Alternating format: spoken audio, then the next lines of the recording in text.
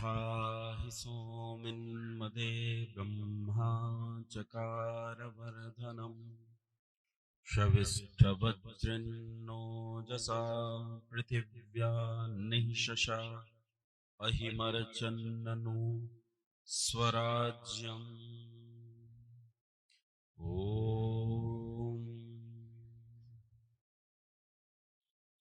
निन्दन्तु नीति निपुणा यदि वास्तुवन्तु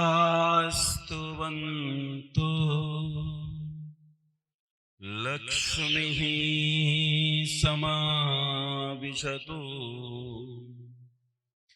गच्छतु वा यथेष्टम्।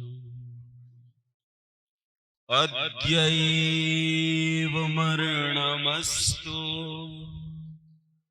युगान्तरे वा न्यायात् पथः प्रविचलन्ते पदं न धीरा। अग्रतश्चत्वारो वेदाः पृष्ठतः सशरं धनुः उभाभ्यां समर्थोऽस्मि शापादपि शरादपि शापादपि शरादपि।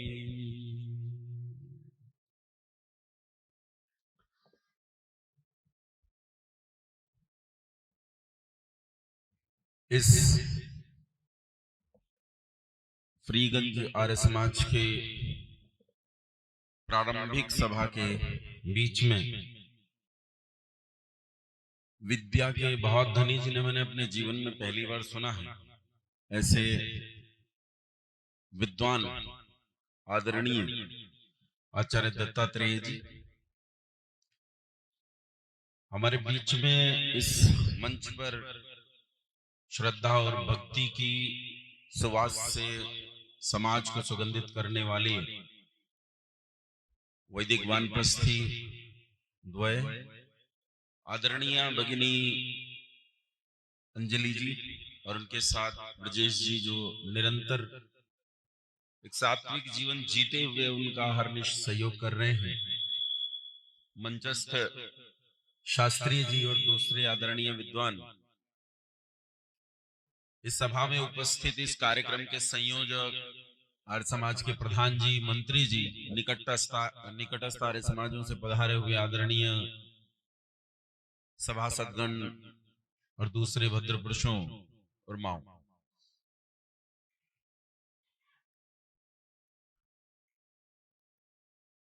व्यक्ति की जब आयु बढ़ती है तो शरीर के अंग शिथिल होने लगते हैं और वो वैसा काम नहीं करते जैसा युवावस्था में करते। आम सी बात है, आप सब जानते हैं। जो आप युवावस्था में जितना आपका शरीर बढ़िया काम करता था, उतना अच्छा काम आजकल आयु बढ़ने पर नहीं करता। उसमें कई गड़बड़ियां आ जाती हैं। हमारे जो अस्थि संधियां होती हैं उनमें समस्या होने लगती है, हमारा स्नायु तंत्र गड़बड़ करने लगता है, हमारा तंत्रिका तंत्र गड़बड़ करने लगता है, कई सारी चीजें धीरे धीरे बदल जाती हैं। मैं तो अभी वृद्ध भी नहीं हुआ, तब भी जब मैं 20 वर्ष का था और आज जब मैं 43-44 वर्ष का हूं, इसमें जमीन आसमान का अंतर मुझे दिखाई देता है। मेरी 20 वर्ष की अवस्था में जो बल था, जो लचक थी, वो दोनों चीजें नहीं, न बल है उतना न उतनी लचक है। लेकिन जैसे जैसे आयु बढ़ती है उसमें सबसे ज्यादा जिस चीज को आयु प्रभावित करती है वो बुद्धि होती है। मैंने स्वामी सत्यपति जी को पुस्तकों में पढ़ा, स्वामी सत्यपति जी को बोलते हुए सुना, और जब स्वामी सत्यपति जी को बहुत वृद्धावस्था में, जब बिल्कुल मृत्यु के निकट थे, तब मैंने उन्हें बोलते हुए सुना। तो जैसे जैसे आचार्य जी का शरीर वृद्ध हुआ वैसे वैसे उनकी बुद्धि भी वृद्ध होने लगी थी और आचार्य जी को बहुत सारी चीजों में भूल भी लगने लगी थी, लेकिन तब भी वो आर्य जगत के उद्भट विद्वान थे। उनके पांव में पहनने वाली खड़ाऊ से जो धूल उठती है उसकी भी योग्यता मेरी नहीं है, लेकिन मैंने देखा कि उनकी बुद्धि पर आयु का, काल का प्रभाव पड़ा। काल ने उनकी बुद्धि को प्रभावित किया, मस्तिष्क को प्रभावित करता है। मैंने पहली बार आचार्य जी को बोलते हुए सुना, और मैं निश्चय से कह सकता हूं कि ये बुद्धि बूढ़ी नहीं हुई है। शरीर बूढ़ा हुआ है लेकिन ये बुद्धि बूढ़ी नहीं हुई है। उन्होंने जैसे विकासवाद से लेकर क्रमिक विकासवाद के प्रश्न को उठाकर और एक्स मुस्लिम वाले विषय के जो प्रश्नवाद इस समय खड़ा हुआ है उस तक जो आधुनिक से आधुनिक विषयों को छुआ, वो चकित कर देने वाला था। मतलब मेरे लिए एकदम, हो सकता है आपके लिए उतना ना हो, लेकिन मुझे एकदम चकित कर देने वाला है। तो इतने गहरे स्तर पर, जितने गहरे स्तर पर आचार्य जी चर्चा कर रहे थे, वो तो मेरी योग्यता नहीं है, मैं बहुत छिछले स्तर पर काम करता हूं। पर आइए कुछ चीजों पर आपसे चर्चा करने का प्रयास करता हूं। आपकी ये सभा भी छोटी है, समय भी कम है, तो छोटी सी चर्चा शुरू करते हैं। जहां से मैंने आर्य समाज की उंगली पकड़ी थी वहीं से शुरू करता हूं। मैंने आर्य समाज की उंगली पकड़ी थी यज्ञ से, तो आइए यज्ञ पर थोड़ी सी चर्चा कर लेते हैं। यज्ञ के संबंध में आपने बहुत बड़े बड़े वाक्य सुने। लोग कहते हैं यज्ञ संसार का सबसे उत्तम कर्म है, यज्ञों वही श्रेष्ठतम कर्म को अच्छे से याद किया। और कहते हैं भुवन भर की नाभि क्या है? यज्ञ है। अगर संसार में इहलौकिक सुखों की कामना रखते हो, इहलौकिक सुख चाहते हो, तो क्या करो? यज्ञ करो। और श्री कृष्ण महाराज तो यहां तक कहते हैं कि जो संसार में यज्ञ किए बिना खाता है वो पाप खाता है।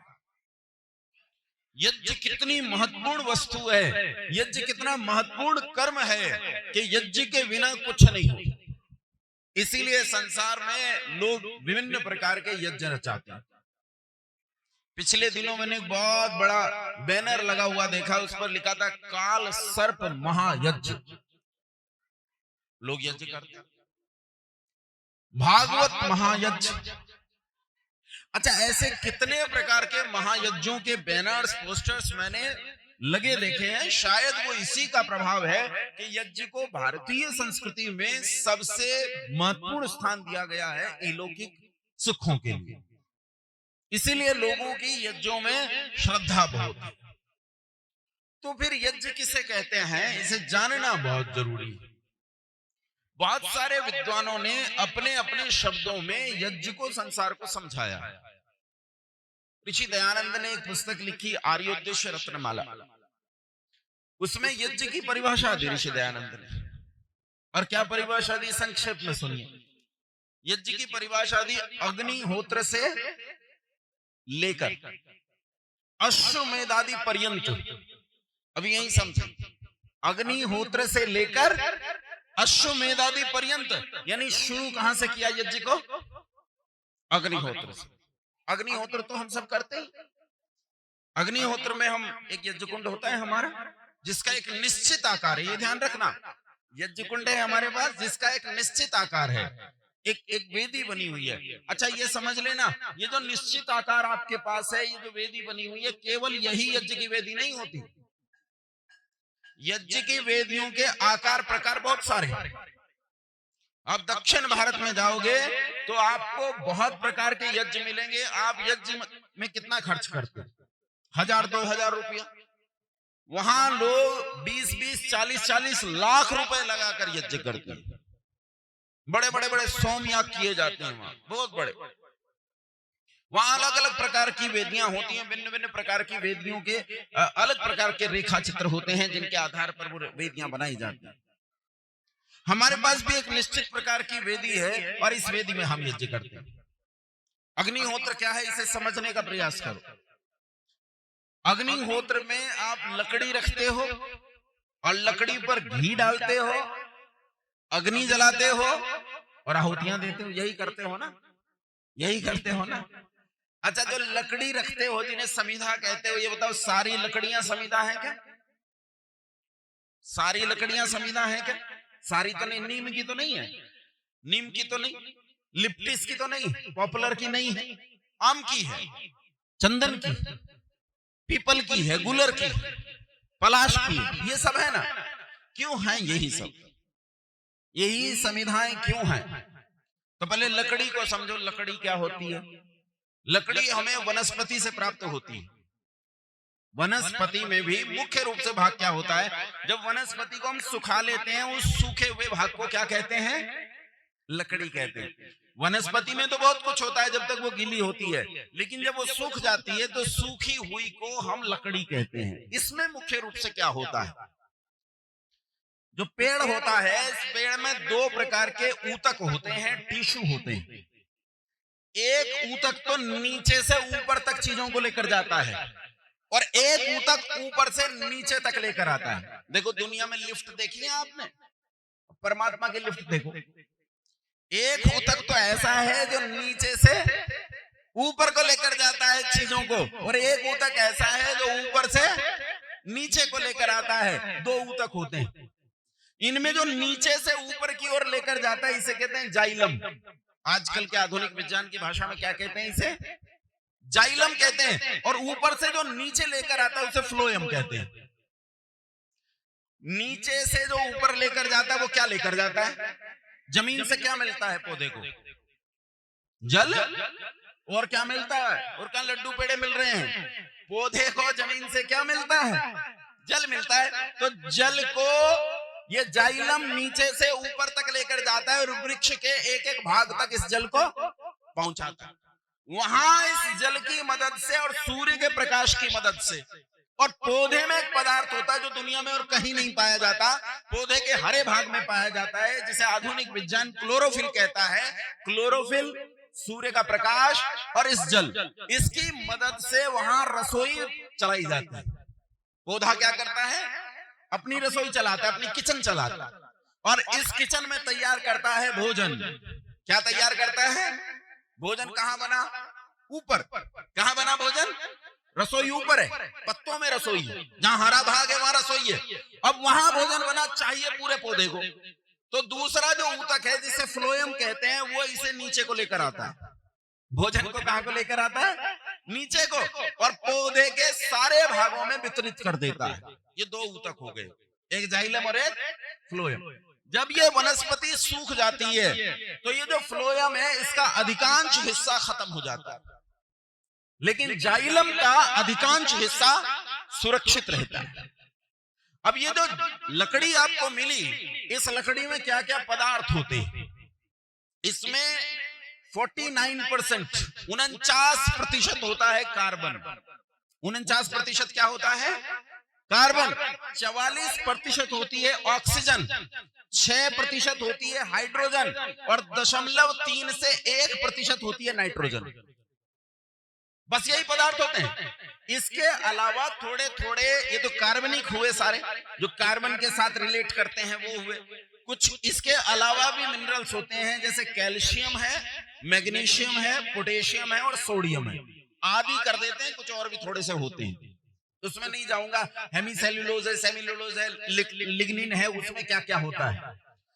आजकल जो पॉलीथीन बनाते हो ना, पॉलीथीन कैसे बनती है? असल में वो एथिलीन है, उसे एंटाइन्स कर दिया गया, यानी उसकी चेन बना दी गई, तो उसे कहते हैं पॉलीएथिलीन। पॉलीएथिलीन को संक्षेप में पॉलीथीन कहते हैं।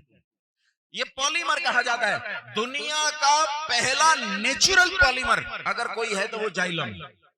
क्या है वो? जाइलम कमाल का पॉलीमर है, और इसी जाइलम में सेल्यूलोज होता है, यही सेल्यूलोज के लिग्निन, ये पॉलीमर है।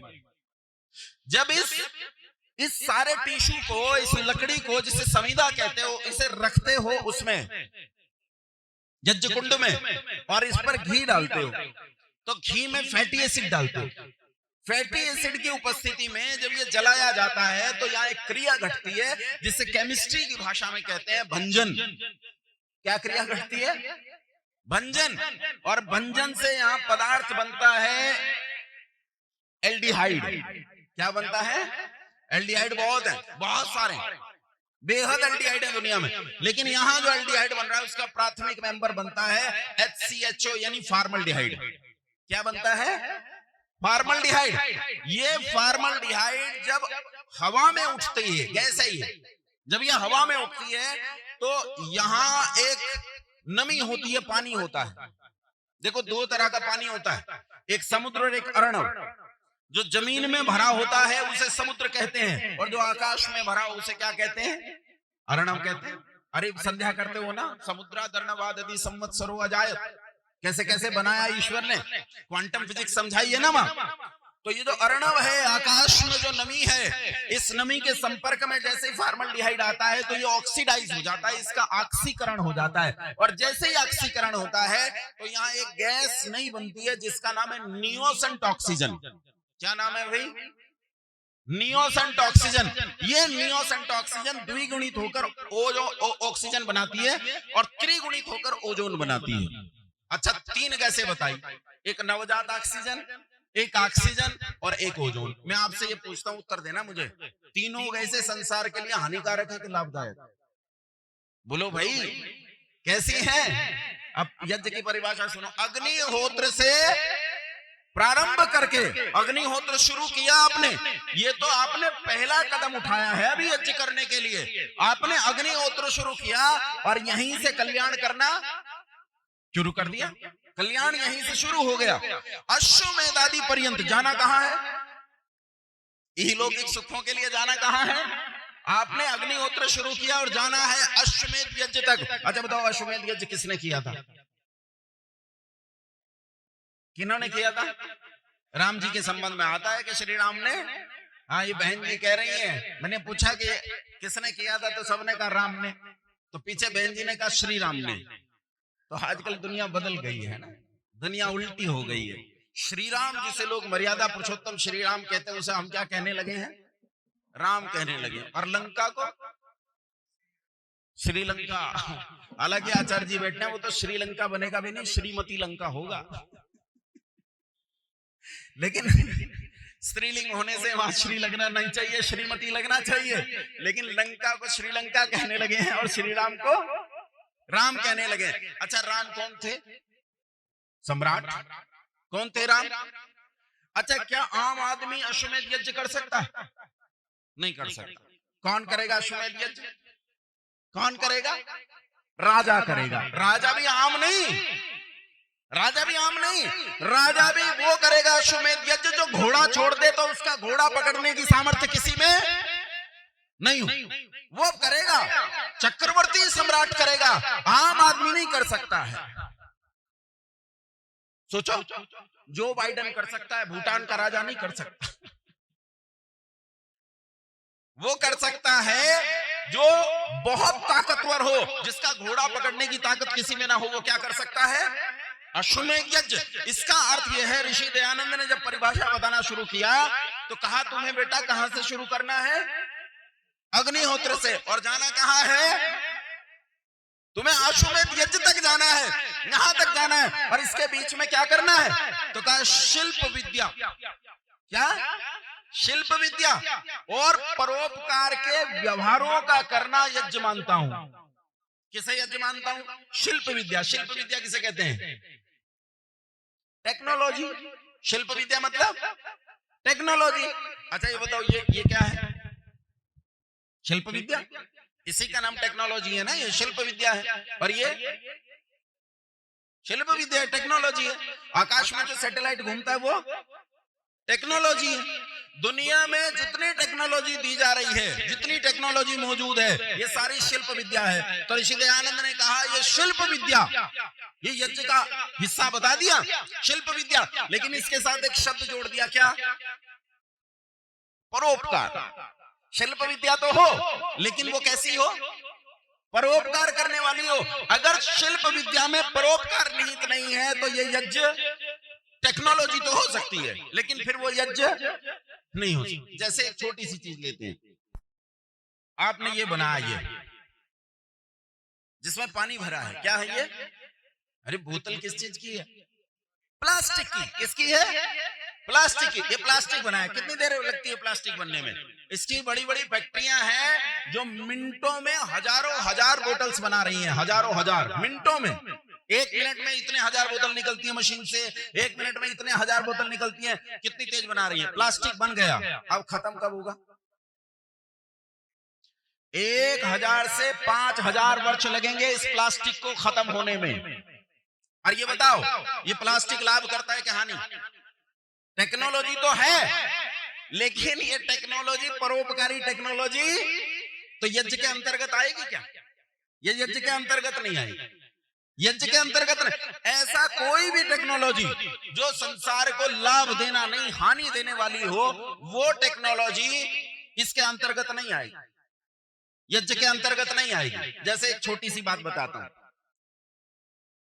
लोग लज्जा करते हैं, लज्जा नहीं करना इस बात को समझने में, लेकिन तुम्हें एक प्रश्न का जवाब दे रहा हूं, ये मेरा मौलिक मत है जो मैं बता रहा हूं। सत्यार्थ प्रकाश में एक विचार आता है नियोग, आता है, और नियोग पर बहुत लोग प्रश्न खड़ा करते हैं, पौराणिक भी खड़ा करते हैं, मुसलमान भी खड़ा करते हैं, कहीं रामपाल भी खड़ा करते हैं ना। ये नियोग क्या है? नियोग किसे कहते हैं? क्या होता है नियोग? आइए इस नियोग को समझते हैं, आइए इस नियोग को समझते हैं। नियोग क्या है? वहां लिखा है कि स्त्री का पति चला जाए, कुछ समय अवधि दी है, इतनी समय अवधि तक वो वापस ना आए, तो कहा स्त्री किसी दूसरे पुरुष का संग कर संतान उत्पन्न कर ले। और हमें सामान्य दृष्टि से देखने से ये व्याभिचार लगता है। बोलो हाँ के ना? बोलो भाई हाँ के ना? लगता है, हमें भी लगता है कि नहीं लगता? दूसरों की छोड़ो, हमें भी लगता है कि नहीं? तो गलत बात है। और कितनी संतान तक कहा? 10 तक। कितनी संतान पैदा कर सकती है? 10 संतान तक पैदा कर सकती है। और जो पुत्र पैदा होंगे, जो पुत्रियां पैदा होंगी, वो उस पति की माने जाएंगी जिसके साथ इसका विवाह हुआ था। तब हमें लगी और बड़ी गड़बड़ है, बड़ी गड़बड़ है। ये क्या बता दिया? ये तो कतई गड़बड़ है, इसे ठीक करना चाहिए। विद्वानों को आपस में मिलकर बैठकर नियोग को सत्यार्थ प्रकाश से निकाल देना चाहिए। आओ इस चीज को समझने का प्रयास करते हैं। अच्छा बताओ, संसार में बालक पैदा करने की कितनी विधियां हैं? पहली विधि माता पिता का विवाह। पहली विधि क्या है? बोलो, माता पिता का विवाह, इससे संतान पैदा होगी। दूसरा है टेस्ट ट्यूब बेबीज। आजकल टेस्ट ट्यूब बेबीज पैदा होता है। टेस्ट ट्यूब बेबीज 2 तरह के, एक सैरोगेटेड बेबीज होते हैं और एक क्लोनिंग होती है। क्लोनिंग में क्या करते हैं? उसकी सेल लेकर, उसका डीएनए लेकर उसी के जैसी एक आकृति को तैयार किया जाता है, इसे क्लोनिंग बोलते हैं। सैरोगेटेड बेबीज होते हैं कि माँ की को कंसीव नहीं कर पाती, तो क्या करते हैं? उसी पिता का स्पर्म, उसी पिता का ओवा आपस में लेबोरेटरी में फ्यूज करके किसी दूसरी माँ की कोख में रख देते हैं, और जब वो परिपक्व हो जाता है तो वहां से निकालकर अपनी माँ की कोख में रख देते हैं। बच्चा पैदा हो जाता है, इसे सैरोगेटेड बेबी कहते हैं। बच्चा पैदा करने के तरीके समझ में आ गए? अच्छा बताओ, इतने तरीके तो खोज लिए, और भी तरीके खोजे जा सकते हैं कि नहीं? बोलो, अरे मनुष्य तो अल्पज्ञ है। विद्या बुद्धि जैसे जैसे बढ़ेगी ये बहुज्ञ होता जाएगा, और जब बहुज्ञ होगा तो नई टेक्नोलॉजी, नई चीजें खोजेगा। हाँ कि ना? खोजेगा ना, तो और तरीके भी निकलेंगे बच्चा पैदा करने के। कैसे बच्चा बनाया जा सकता है, और भी तरीके निकलेंगे। जब इन तरीकों से बच्चा पैदा होगा तो फिर स्थिति ऐसी आएगी कि डॉक्टर और वैज्ञानिक बच्चों की फैक्ट्री लगाएंगे, फैक्ट्री लगाएंगे और लोग खरीदने जाएंगे। हाँ भैया एक सिविल इंजीनियर देना। देखो ज्यादा मेरा हिसाब नहीं है उसके लिए, ज्यादा बड़ी दुकान खोल सकूं इसलिए पॉलिटेक्निक देना, बस बीटेक मत देना।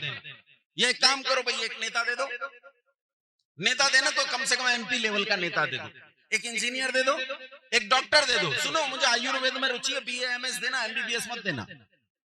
एक कहेगा नहीं मुझे एमबीबीएस दो, मेरी सर्जरी में बहुत रुचि है, एमएस हो। और आप बच्चे खरीद के लाओगे और बच्चों को पालोगे। अच्छा ईमानदारी से बताओ, जब ये बच्चे बड़े हो जाएंगे तो जो माता पिता इन्हें लेके आए उन्हें माता पिता मानेंगे? मानेंगे?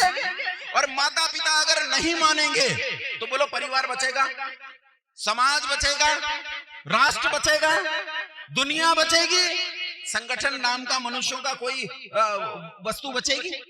कोई नहीं बचेगी। विदेशों में आजकल पाश्चात्य देशों में क्या होता है, विवाह आदि की परंपराएं अब तो हमारे यहाँ भी लुप्त हो रही है। एक नई चीज चलिए, लिव इन रिलेशनशिप। ऐसा बहुत दिन से पाश्चात्य देशों में चल रहा है। बच्चे पैदा होते हैं, अब बच्चे पैदा हो गए, क्या करें भाई? तो या तो माँ रख लेती है या पिता रख लेता है, दोनों में से कोई एक रख लेता है, दूसरा अपने रास्ते चला जाता है, या फिर इन्हें किसी डाल दिया जाता है किसी अनाथालय में। इसीलिए वहां प्रॉपर तरीके से सरकारें अनाथालय खुलवाती हैं ताकि बच्चों का पालन पोषण हो सके। अच्छा, इन अनाथालयों में से लोग बच्चों को ले जाते हैं, पालते हैं, पोसते हैं, लेकिन जानते हो जब ये माता पिता बूढ़े होते हैं तो कहाँ रहते हैं? कहाँ पे रहते हैं? ये वृद्धाश्रम में जाते हैं। क्यों? क्योंकि बालक कहता है तुझसे मेरा ज्यादा संबंध नहीं है। भैया कितना संबंध है? तूने पाला पोसा है, पैसा बता। अरे पालने पोसने का काम किया, धाय है ना तू, बता क्या कितना पैसा बनता है? इतना पैसा बनता है, 2 रुपए ज्यादा ले, तेरी मेरी नमस्ते। परिवार बचेगा, समाज बचेगा। इसीलिए ऋषियों ने बालक पैदा करने की यदि विपरीत परिस्थिति हो तो ऐसी विधि बनाई जो प्राकृतिक विधि हो और समाज न टूटे, परिवार न टूटे, परिवार जैसी संस्थाएं, समाज जैसी संस्थाएं बनी रहें, उसके लिए नियम बना दिए। उन्हीं नियमों का नाम क्या है? नियम। बताओ उचित है क्या अनुचित है? बोलो उचित है क्या अनुचित है? और ये व्यवस्थाएं चलें तो बोलो समाज बचेगा कि मरेगा? बचेगा कि नहीं? तो शिल्प विद्या यानी टेक्नोलॉजी तो हो, लेकिन वो कैसी हो? परोपकारी हो। अगर उसमें परोपकार निहित नहीं है तो हम उसे टेक्नोलॉजी नहीं कह सकते। ऋषि दयानंद ने कहा इन्हें करना यज्ञ मानता हूं। इसका मतलब यज्ञ किसे कहते हैं? इसका मतलब यज्ञ 1000 प्रकार के होते हैं। उन 1000 प्रकार के यज्ञों में अग्निहोत्र भी एक यज्ञ है। एक यज्ञ है, पुरुषार्थ का नाम यज्ञ है, परिश्रम का नाम यज्ञ है। और कितने परिश्रम का नाम यज्ञ है? क्या आप पूर्ण परिश्रम करो। संतोष की परिभाषा में आता है योग दर्शन में। कितना परिश्रम करना? कहा पूर्ण परिश्रम करना और प्रसन्न रहना। पूर्ण परिश्रम का मतलब है अगर 100 इकाई परिश्रम तुम्हारे पास है तो 99 इकाई नहीं करना, 100 का 100 लगाना, 1 इकाई भी अपने पास बचा कर नहीं रखना। पूर्ण पुरुषार्थ करना, इसका नाम यज्ञ है। अब पुरुषार्थ की दिशा अलग अलग हो सकती है, तो जिस दिशा में कर रहे हो उसी प्रकार का यज्ञ कर रहे हो। तो आपने ये जो 5 दिन का 4 दिन का यज्ञ शुरू किया है, अब इस यज्ञ की परिणति पर देखते हैं इस यज्ञ का हमें क्या लाभ होगा, ये यज्ञ हमें क्या दे सकता है। क्रमिक रूप से ये एक प्रस्तावना विषय मैंने आपके बीच में रखा है, क्योंकि मेरा विषय दूसरा रहता है, वही विषय मैं आपके बीच में रखूंगा। लेकिन यहाँ जो आपके बीच में आया हूं, मैं ये कहने आया हूं कि मैं एक यज्ञ कर रहा हूं। कुछ समय से मैं एक यज्ञ कर रहा हूं। इस यज्ञ में काफी आहुति देने वाले लोगों को इकट्ठा किया है कि वो काम कर सके, कि वो इस देश के लिए कुछ पैदा कर सके। आचार्य श्री ने एक बात कही थी कि ऋषि दयानंद ने जो काम किया वो काम को कोई माने कि नहीं माने। कल नरेंद्र मुनि जी वहां आजमगढ़ में बोल रहे थे तो इन्होंने एक बात कही कि 75 साल में 76 स्वतंत्रता दिवस हमने मनाए। इन 76 स्वतंत्रता दिवसों के मनाने के नींव में जो कुछ खड़ा है वो ऋषि दयानंद खड़ा है। लेकिन लाल किले के प्राचीर से इन 76 स्वतंत्रता दिवसों में एक बार भी दयानंद का नाम, इसका दुख हमें है। दयानंद को इसका दुख नहीं है, इसका दुख हमें। उसने कभी इस आकांक्षा से काम किया नहीं कि वो काम मेरे नाम से जाना जाए। लेकिन जो आचार्य जी ने बताया कि जो एक प्रश्न, एक संवाद करने का उदय हुआ है, वो उदय करने वाला उद्भावक कौन है? ऋषि दयानंद सरस्वती। ये कमाल की बात है कि ऋषि दयानंद का नाम कोई ले न ले, लेकिन उसके किए हुए यज्ञ की लपटों ने आज इस सारे समाज को घेर रखा है और उसकी लपटों से उठ रही सुवासित गंध चारों ओर फैल रही है। एक दिन वो दिन भी आएगा जब इन लपटों से एक ऐसी ज्वाला उठेगी जो उस प्राचीर तक पहुंचेगी, उस लाल किले के प्राचीर तक पहुंचेगी। और मैं ये स्वप्न देखता हूं, कभी बंद नहीं करता इस स्वप्न को देखना, कि एक दिन होगा जब लाल किले के प्राचीर से ऋषि दयानंद सरस्वती का नाम लिया जाएगा, जब बताया जाएगा कि महात्मा कौन था, जब बताया जाएगा कि पिता कौन था। एक दिन वो दिन भी आएगा। मैं अपने स्वप्न को मरने नहीं दूंगा, मैं इसके लिए पुरुषार्थ करूंगा। मैं कोशिश करूंगा कि कोई मेरी पीढ़ियों में पैदा हो जो उस लाल किले के प्राचीर तक दयानंद का नाम लेकर जाए और दयानंद के वास्तविक पुरुषार्थ को सकल सामर्थ्य से इस देश में स्थापित करने का प्रयास करे। बहुत धन्यवाद, प्रणाम।